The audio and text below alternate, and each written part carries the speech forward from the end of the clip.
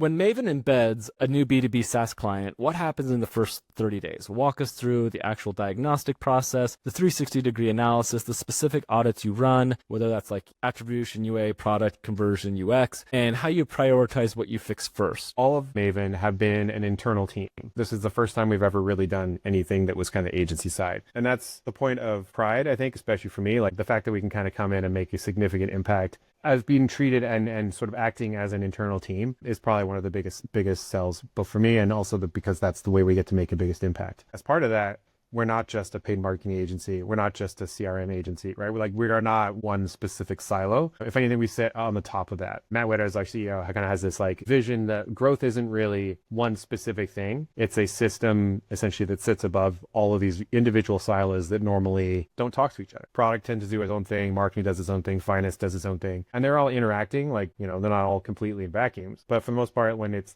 day starts, they don't go over and talk to marketing. They're like, time to get the product ship going. So we kind of come in and we have the advantage of being an outside org, but we also have the advantage of having all the internal knowledge of how a lot of that worked. I worked in product, I've worked in marketing, a lot of them, I've kind of bridged those gaps. I've worked closely with things like finance where I got out of my way to more properly integrate myself with those silos within the company. That's been who me to kind of advance the paid marketing side of things. And so we kind of bring that knowledge in and then essentially look at how the company is conducting itself from a full 360 view, right? We're looking at paid marketing, we're looking at lifecycle and CRM, we're looking at what is the state of your data, what's the attribution system look like, but in general, what does the data look like from across the company? What's the data health look like? Are you using one consolidated data set for the whole company to make decisions, or does each one have their own sort of skew or view? This happens a lot where everyone has their own looker dash. And then when you actually begin to dig into it, it's like, well, your data is cut differently from the way they're looking at the data. And that's different from the way finance is looking at data. And this is very different from the way the execs are looking at the data. And so no one actually has the same image or picture of what's going on here. And so we kind of come in and just essentially write all of that stuff down.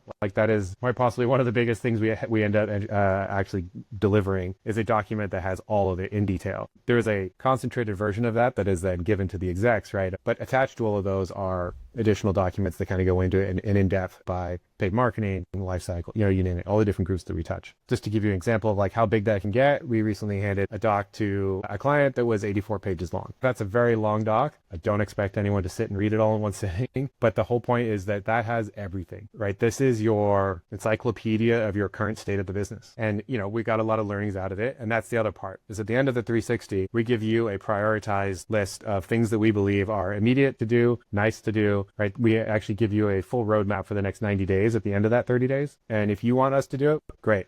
But we also design these things to be handed to the client that they can then go execute on themselves. Some of them go off and essentially say, thank you. Like we had no idea and we're going to go fix a bunch of this ourselves. The other part of that is that because it's prioritized, they might say, okay, now, top priority right now is fixing paid media and getting our data in line to be able to support that. So we're going to do data first and then we'll get paid media where it needs to be. And then you have lifecycle in here, but we're just not ready to do that. We can definitely adjust what we're doing and kind of approach it from that perspective. We can adjust everything around that as well. So on the specific audits and how we go about it, we actually have a lot of subject matter experts. Last year, we paid over 150 different freelancers that, are part of our network. And they were all essentially the top 1% performers that we've known in our lifetime. They're the ones doing the actual analysis and the ones who are giving you the audit, right? So if it's UX, it's a person who's done UX for things like Apple. They've definitely got like a high-end view on the world of UX and they're an expert in it. If you're doing product, it's people who've done product at Zynga, the products at, you name it, Airbnb and that kind of thing. They're all experts in their field and they're able to provide you the top level knowledge on all that as well. What's the single most common quick win you find in the first 2 weeks that produces a measurable improvement before the full strategy is even built? Oh man, within the first 2 weeks. So I think there's two ways I would go about that. One is paid marketing. Like paid marketing is one of those ones where you can make a pretty easy call early on.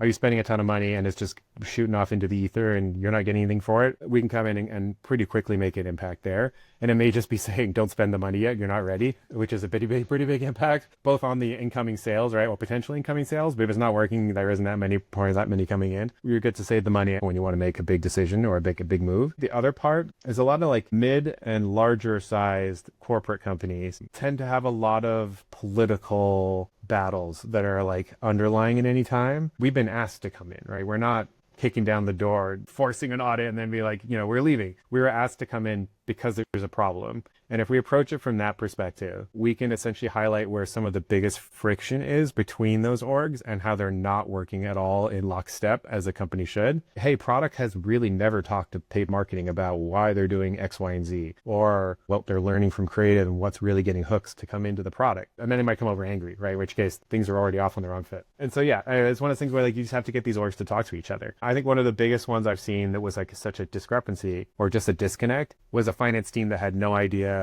what the cost of their acquiring a customer was. It's like, I saw the money going out, kind of see the money coming in, and like, you know, those are not on the same time frame, especially for subscription apps where like you need time to build up to what you spent acquiring that person. And they just had no idea, right? There was no way of connecting any of it together, and they were just looking at bank accounts for the most part. But no one had ever even really approached the topic, right? They didn't have any idea at that time.